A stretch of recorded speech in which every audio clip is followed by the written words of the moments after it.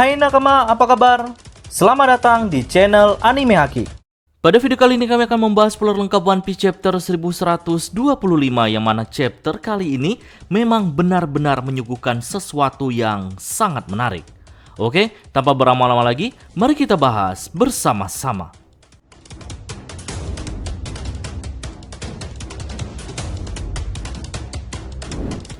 Judul pada chapter kali ini yaitu bagaimana mendefinisikan kematian. Sedangkan di cover story-nya melanjutkan perjalanan Yamato menjelajahi negeri Wano yang memasuki volume ke-13. Kali ini Yamato tiba di Kastil Oden yang sedang dibangun kembali dan ia menemukan bahwa tukang kayu Minatomo menghilang. One Piece chapter 1125 dimulai dengan memperlihatkan situasi di Pulau Egghead. Para angkatan laut sedang membicarakan tentang Seraphim. Mereka sedang diisi ulang tenaganya sebelum dibawa kembali ke kapal angkatan laut. Kali ini mulai terlihat Lucci dan Kaku juga menaiki kapal angkatan laut. Salah satu agen Superpol bertanya kepada Lucci kemana perginya Stussy. Lucci menjawab bahwa ia telah membunuhnya. Kita melihat di wajah Lucci sangat datar saat ia mengatakan hal itu. Sedangkan wajah Kaku tertutupi oleh bayangan, tapi sepertinya dia menahan emosinya. Namun sayangnya kita tidak melihat keberadaan Stussy di mana maupun Kizaru pada chapter ini. Sementara itu Sartunus dia mengingat apa yang terjadi di Marigoes 200 tahun yang lalu. Sartunus adalah salah satu yang 200 tahun yang lalu memerintahkan sekelompok ilmuwan pada masa itu untuk menghancurkan robot raksasa Ement. Tapi mereka memilih untuk menyembunyikannya dan mempelajarinya secara rahasia.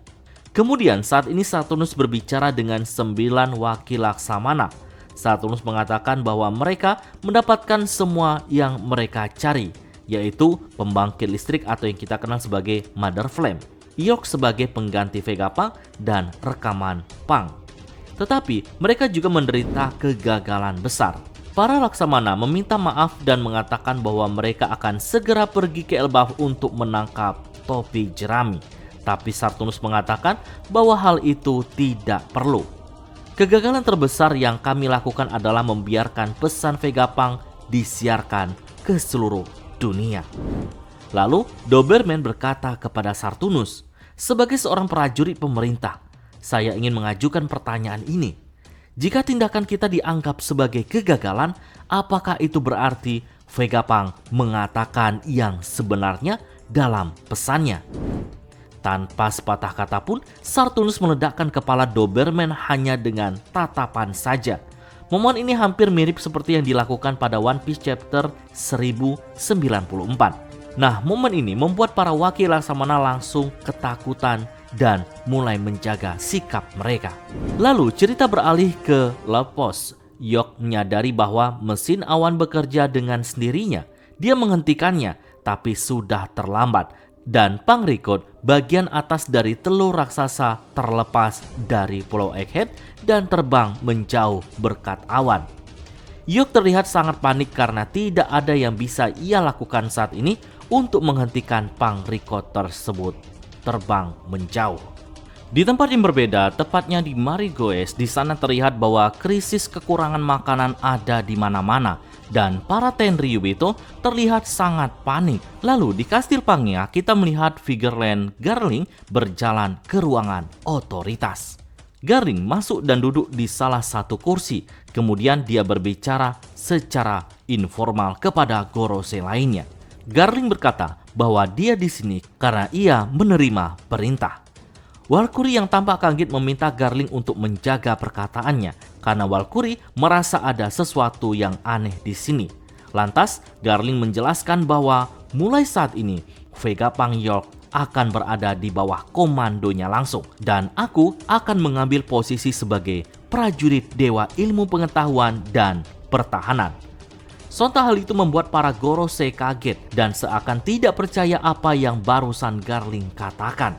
Namun para Gorosei tidak bisa berbuat apa-apa karena ini adalah perintah langsung dari Im Sama. Garling melanjutkan perkataannya bahwa dunia akan menjadi berantakan dari sini. dunia akan berada dalam keadaan kacau yang belum pernah terjadi sebelumnya. Mari kita jadikan dunia ini tempat yang lebih baik bersama-sama. Rekan-rekan sesepuh, saya Garling, anggota Gorose Baru. Lalu cerita kembali ke Pulau Egghead. Kita melihat Sartunus jatuh ke tanah sambil berteriak di hadapan Laksamana. Api hitam dan petir meletus di tubuh Sartunus. Sartunus menggeram kesakitan. Kita dapat melihat Sartunus dengan cepat berubah menua dan keriput seperti mumi. Para wakil Laksamana masih terkejut dan mereka tidak tahu apa yang harus mereka lakukan. Kemudian Sartunus tiba-tiba mendengar suara Imsama di dalam kepalanya. Imsama berkata, "Sartunus, mengapa kamu membiarkan Joy Boy melarikan diri?" Lalu Sartunus meminta maaf atas kesalahannya dan menjelaskan bahwa kekuatannya tidak dapat diprediksi. Dia sangat kuat dan orang yang Imsama dan juga Sartunus maksud adalah Luffy. Kemudian terjadi ledakan besar api hitam dan kilatan. Setelah api mereda, hanya terlihat kerangka Sartunus yang tersisa di tanah. Oke, sebelum lanjut ke pembahasan bagi nakama yang ingin HP-nya tampil keren, kali ini ada case Luffy Gear 5. Yang mau order, linknya ada pada kolom deskripsi atau kolom komentar. Sekarang kita lanjut ke Pangrikot yang terbang di langit di atas laut, jauh dari Pulau Egghead. Kita menemukan bahwa Sokka, Edison, Pythagoras, dan Atlas masih hidup. Dan mereka sedang membicarakan York dan Pangrikot. Edison, Pythagoras, Atlas, dan juga Sokka, mereka berbicara membahas tentang rencana ke depannya. Perlu diingat, ini hanya suara yang keluar dari kepala Vegapunk. Karena pada dasarnya meski tubuhnya hancur tapi pikiran mereka masih utuh selagi kepala Vegapunk ini tidak hancur. Nah, dari sini mereka memutuskan untuk tidak membuat tubuh mereka masing-masing seperti sebelumnya karena kekurangan suku cadang. Maka mereka terpaksa membuat satu tubuh dengan menggabungkan kepala Edison, tubuh dan kaki Sokka, lengan kiri Atlas, dan lengan kanan Pythagoras. Keempatnya berbicara di dalam otak yang sama, tapi kita tidak mendengar Stella atau Vegapunk berbicara dalam bab ini.